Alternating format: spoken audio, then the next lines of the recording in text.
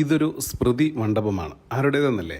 ഒരു കാലത്ത് സത്യമംഗലം കാടുകളെ കിടുകിടാ പറപ്പിച്ചിരുന്ന വീരപ്പൻ എന്ന കാട്ടുകൊള്ളക്കാരൻ്റെ സ്മൃതി മണ്ഡപം. കൊടും കുറ്റവാളിയായിരുന്ന വീരപ്പനും ഒരു സ്മൃതി മണ്ഡപമോ? കേൾക്കുമ്പോൾ തന്നെ ഒരു കൗതുകം തോന്നുന്നില്ലേ? ആ കൗതുകമാണ് ഞങ്ങളെയും ഇങ്ങോട്ടേക്ക് എത്തിച്ചത്.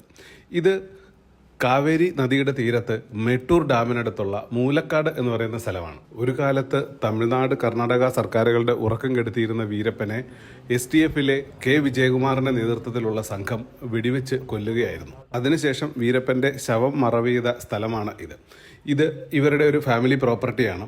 ഇവിടെ ഒരു ഒഫീഷ്യലായൊരു മെമ്മോറിയൽ കെട്ടാനുള്ള ശ്രമമൊക്കെ വീരപ്പൻ്റെ കുടുംബം നടത്തുകയുണ്ടായി. പക്ഷേ ഗവൺമെൻറ്റിൽ നിന്ന് അംഗീകാരമൊന്നും കിട്ടാത്തതുകൊണ്ട് ഇത് നടന്നില്ല.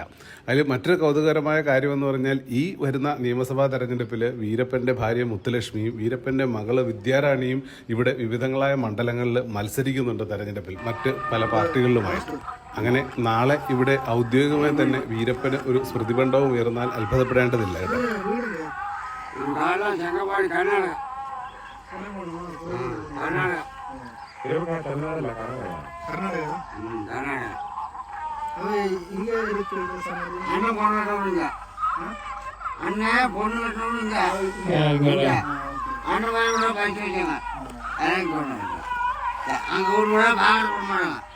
அங்கே